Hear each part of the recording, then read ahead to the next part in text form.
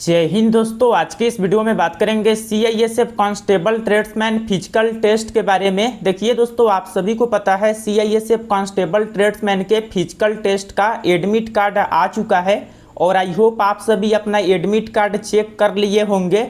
तो देखिए दोस्तों, आज की इस वीडियो में जानेंगे आपके फिजिकल टेस्ट के अंतर्गत क्या क्या होने वाला है इसके बारे में। देखिए दोस्तों, कौन कौन से डॉक्यूमेंट आपको लेकर जाना है इसके बारे में आपको बताएंगे, क्योंकि आप सभी को पता है आपका पीटी पीएसटी, इसके अलावा दोस्तों आपका डॉक्यूमेंट वेरिफिकेशन और ट्रेड टेस्ट, ये तीनों एक साथ होने वाला है। तो देखिए दोस्तों, डॉक्यूमेंट को क्या क्या आपको लेकर जाना है, इसके अलावा ट्रेड टेस्ट में क्या होगा और फिजिकल टेस्ट यानी कि पीटी पीएसटी में क्या होगा। इसके अलावा दोस्तों फिजिकल आपका आरएफआईडी बेस्ड होगा, रोड पर होगा या ग्राउंड पर होगा, इसके बारे में भी जानेंगे। सबसे पहले तो दोस्तों एडमिट कार्ड आप सभी का आ चुका है और 26 सितंबर से आपका फिजिकल शुरू हो रहा है। एडमिट कार्ड जारी कर दिया गया है और कुछ इस प्रकार के आपका एडमिट कार्ड है जिसमें आप सभी को आपका सेंटर का नाम देखने को मिल जाएगा और इसके अलावा दोस्तों कौन से डेट को आपका फिजिकल है और किस सेंटर पर है और कितने बजे रिपोर्टिंग टाइम है, ये सभी कुछ आपको एडमिट कार्ड जब आप डाउनलोड करेंगे तो इसमें मिल जाएगा। इसके अलावा देखिए दोस्तों, आप में से कुछ कैंडिडेट का सवाल ये आ रहा था कि एडमिट कार्ड डाउनलोड नहीं हो रहा है। तो देखिए दोस्तों, आप एडमिट कार्ड जो है डेस्कटॉप मोड में ट्राई कीजिएगा, डाउनलोड हो जाएगा। और यहाँ पे आप सभी को बता दें, काफ़ी सारे स्टूडेंट का फॉर्म भी रिजेक्ट इस बार किए गए हैं। तो फॉर्म रिजेक्ट के पीछे कारण है फ़ोटो। जितने भी कैंडिडेट का फॉर्म रिजेक्ट हुआ है, सभी कैंडिडेट का फ़ोटो के कारण फॉर्म रिजेक्ट हुए हैं, क्योंकि वो फ़ोटो पर डेट मेंशन नहीं किए थे। तो काफ़ी सारे कैंडिडेट का फॉर्म भी रिजेक्ट हुए हैं। अब देखिए दोस्तों, यहाँ पे चलिए जान लेते हैं सबसे पहले फिजिकल के बारे में कि क्या क्या आपका होने वाला है। तो देखिए दोस्तों, फेज 1 की बात करें तो फेज 1 में जो अभी आपका एडमिट कार्ड आया है, इसमें पीटी पीएसटी डॉक्यूमेंट वेरिफिकेशन और ट्रेड टेस्ट होगा। फिजिकल टेस्ट की बात करें तो देखिए दोस्तों, सबसे पहले आपका पीएसटी होगा, फिजिकल स्टैंडर्ड टेस्ट, और इसमें आपका हाइट मेजरमेंट किया जाएगा। मेल कैंडिडेट है तो 170 सेंटीमीटर हाइट होना चाहिए और दोस्तों 80 से 85 सेंटीमीटर आपका चेस्ट होना चाहिए। इसके अलावा फीमेल है तो 157 सेंटीमीटर और फीमेल कैंडिडेट को जो है चेस्ट नहीं मांगा जाता है। इसके बाद दोस्तों, अगर आप सभी इन सभी स्टेट से बिलोंग करते हैं तो मेल के लिए 165 सेंटीमीटर, फीमेल के लिए 155 और 78 से 83 सेंटीमीटर आपका चेस्ट होना चाहिए। और अगर आप एसटी कैटेगरी से है तो 162.5, फीमेल के लिए 150 और 76 से 81 चेस्ट। तो ये तो पीएसटी हो गया। और देखिए दोस्तों, इसमें वेट भी आपका मापा जाएगा। तो वेट की बात करें तो देखिए दोस्तों, वेट जो है आपका एज एंड हाइट के अनुसार होना चाहिए। तो एज एंड हाइट के अकॉर्डिंग जो है आपका वेट लिया जाएगा। अब दोस्तों यहाँ पे बात करते हैं पीटी के बारे में। देखिए दोस्तों, पीएसटी के बाद पीटी होगा जिसमें 1.6 किलोमीटर का रनिंग 6.5 मिनट में होगा और फीमेल के लिए 800 मीटर का रनिंग 4 मिनट में। तो इसके बारे में तो आप लोगों को पता होगा पहले से। अब दोस्तों सबसे इम्पोर्टेंट है डॉक्यूमेंट। यहाँ पर देखेंगे जब पीटी पीएसटी आप क्वालिफाई कर लेंगे, उसके बाद दोस्तों आपका डॉक्यूमेंट चेक किया जाएगा और डॉक्यूमेंट जो आपका होना चाहिए ओरिजिनल होना चाहिए। जितने भी डॉक्यूमेंट है ओरिजिनल फॉर्मेट में होना चाहिए। No candidate will be allowed provisionally, तो प्रोविजनली नहीं चलेगा, ओरिजिनल जो है डॉक्यूमेंट आपको लेकर जाना होगा। डॉक्यूमेंट की बात करें तो देखिए दोस्तों, एजुकेशन सर्टिफिकेट, इसमें 10th का सर्टिफिकेट जो है आपको लेकर जाना होगा। तो 10th क्लास का सर्टिफिकेट एंड मार्कशीट, ये दोनों आपको लेकर जाना होगा ओरिजिनल। तो दोस्तों ये 10th का सर्टिफिकेट और मार्कशीट जो है आपको ओरिजिनल फॉर्मेट में लेकर जाना होगा। इसके अलावा डेट ऑफ बर्थ सर्टिफिकेट, तो इसकी कोई भी आवश्यकता नहीं है, क्योंकि 10th के मार्कशीट पर ऑलरेडी आपका डेट ऑफ बर्थ मेंशन रहता है।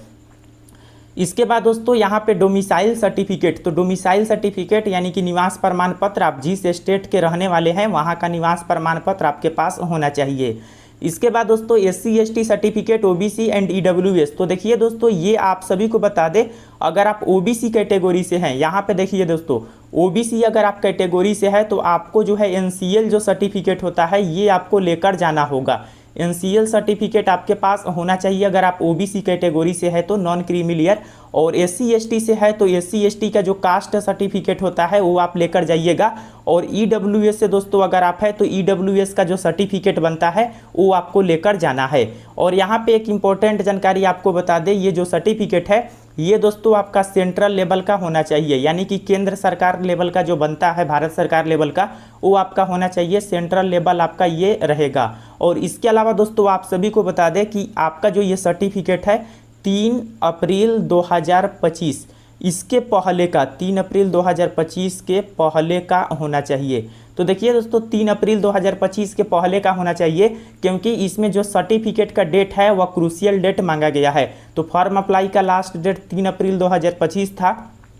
तो 3 अप्रैल 2025 के पहले का जो है आपके पास ओबीसी का एनसीएल, अगर आप एससी एसटी है तो इसका कास्ट, और ईडब्ल्यूएस है तो ईडब्ल्यूएस का सर्टिफिकेट सेंट्रल लेवल का 3 अप्रैल 2025 के पहले का होना चाहिए। तो इसे आप ध्यान में रखिएगा।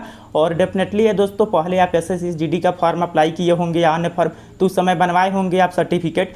तो आप दोस्तों इसके पहले का सर्टिफिकेट लेकर जाइएगा। आई होप आपका डाउट क्लियर हो गया होगा। अगर कोई और डाउट है तो आप कमेंट में बताइएगा। इसके अलावा देखिए दोस्तों, यहाँ पे बताया गया है कि जो कास्ट सर्टिफिकेट और डोमिसाइल सर्टिफिकेट है, ये दोस्तों आपका सेम स्टेट से ही, आप जिस स्टेट में रहते हैं उसी स्टेट से इशू होना चाहिए। तो इसे आप ध्यान में रखिएगा। इसके बाद दोस्तों ये जो आप देख रहे हैं, तो ये जो कैंडिडेट हाइट और चेस्ट में रिलैक्सेशन चाहते हैं उनको एक एनेक्सर 6 है, इस नोटिफिकेशन में मिल जाएगा आपको सीआईएसएफ का। वो आप हाइट एंड चेस्ट में रिलैक्सेशन चाहते हैं तो एनेक्सर 6 आपको फिल करके लेकर जाना होगा। डिस्चार्ज सर्टिफिकेट ये आपको आवश्यकता नहीं है। इसके अलावा नो ऑब्जेक्शन सर्टिफिकेट ये भी नहीं चाहिए, ये भी नहीं चाहिए, और ये भी दोस्तों आप लोगों को ज़रूरत नहीं है। 4 पासपोर्ट साइज रिसेंट फोटोग्राफ, तो फोटो आपको लेकर जाना होगा पासपोर्ट साइज का, और 4 आपका होना चाहिए।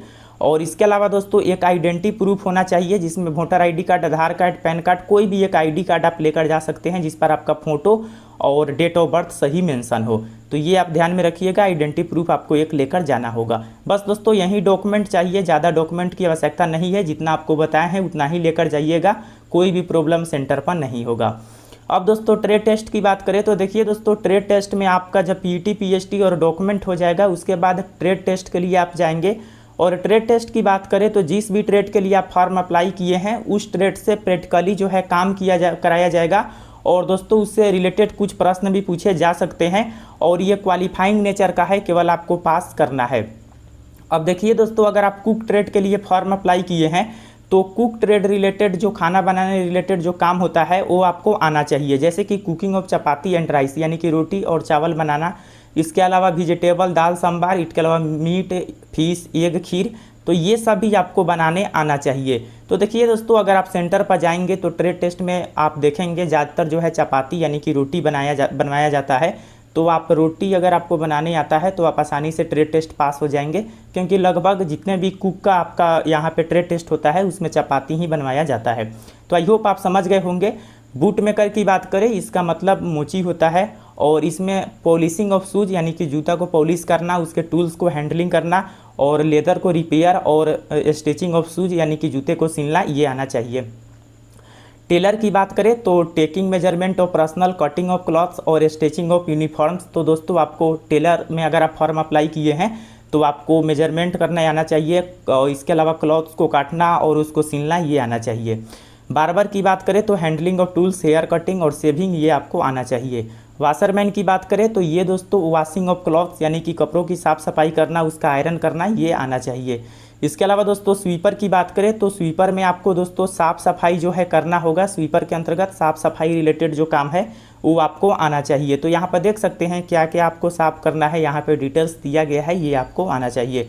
पेंटर की बात करें तो इसमें पेंटिंग रिलेटेड जो काम है, साइन बोर्ड को पेंट करना, ड्राइंग करना, और उसमें जो है नॉलेज ऑफ कलर्स का ज्ञान जो है आपको होना चाहिए। कारपेंटर में दोस्तों handling of tools, cutting of would, यानी कि दोस्तों जो कारपेंटर का काम होता है, बढ़ई आप सभी जानते होंगे, तो बढ़ई का काम क्या होता है ये आपको पता है, और इससे रिलेटेड काम आपसे कराया जाएगा। इलेक्ट्रीशियन रिलेटेड काम आपको आना चाहिए, और माली में दोस्तों इससे रिलेटेड आपका नॉलेज होना चाहिए। वेल्डर में दोस्तों देखेंगे आपको वेल्डर के काम के बारे में बताया गया है। इसके अलावा यहाँ पे मोटर पंप अटेंडेंट का और चार्ज मेस का, तो यहाँ पे देखेंगे दोस्तों जितने भी आपका ट्रेड है ना, सभी ट्रेड का यहाँ पे दिया गया है कि क्या क्या काम आपसे कराया जा सकता है। तो ट्रेड टेस्ट कोई ज़्यादा हार्ड नहीं होता है, आपको परेशान नहीं होना है, आसानी से आप क्वालिफाई हो जाएंगे। थोड़ा सा नॉलेज आपके पास होना चाहिए प्रैक्टिकली, अगर नॉलेज नहीं है तो फिर आप वहाँ पर डिस्क्वालीफाई हो जाएंगे। अब दोस्तों फिजिकल टेस्ट आपका रोड पर होगा या ग्राउंड पर। तो देखिए दोस्तों यहाँ पे सवाल ये था कि फिजिकल टेस्ट रोड पर होगा या ग्राउंड पर, तो ये डिपेंड करता है आपके सेंटर पर। देखिए दोस्तों काफ़ी सारे सेंटर पर रोड पर भी कराया जाएगा और काफ़ी सारे सेंटर पर ग्राउंड पर भी, क्योंकि 1.6 किलोमीटर का रनिंग है तो काफ़ी सारे सेंटर पर ग्राउंड में भी ये कंडक्ट हो सकता है और कुछ सेंटर पर रोड पर भी कंडक्ट कराया जाएगा। तो ये डिपेंड करता है आपके सेंटर पर और उस सेंटर पर किस तरह हो रहा है दोस्तों, फिजिकल शुरू होने के बाद ये पता चलेगा। तो ये दोनों जगह आपका हो सकता है। इसके अलावा RFID बेस्ड होगा या नहीं, तो देखिए दोस्तों इसके बारे में कोई भी अभी अगर देखेंगे तो जानकारी नहीं मिला है कि RFID ऐसा कुछ हो, क्योंकि अभी किसी भी तरह के नोटिस इस रिलेटेड जारी नहीं हुआ है। तो इसलिए संभावना बहुत कम है कि RFID बेस आपका हो। तो दोस्तों बिल्कुल आप निश्चिंत रहिएगा, आपका जिस तरह से पहले फिजिकल होता था उसी तरह से होगा। RFID बेस आपका नहीं होने वाला है। हालांकि दोस्तों अभी इससे रिलेटेड कोई नोटिस नहीं आया है, इसलिए आपको बता रहे हैं कि RFID बेस नहीं होगा। तो आई होप आप सभी समझ गए होंगे, और कोई भी सवाल हो तो कमेंट सेक्शन में बताइएगा दोस्तों। और अगर आपको एडमिट कार्ड डाउनलोड करने में प्रॉब्लम है तो लिंक डिस्क्रिप्शन में है, आप जाइए एडमिट कार्ड डाउनलोड कीजिए। किसी तरह के सवाल हो तो कमेंट में पूछ सकते हैं। फिर मिलते हैं नेक्स्ट वीडियो में, तब तक के लिए जय हिंद, वंदे मातरम।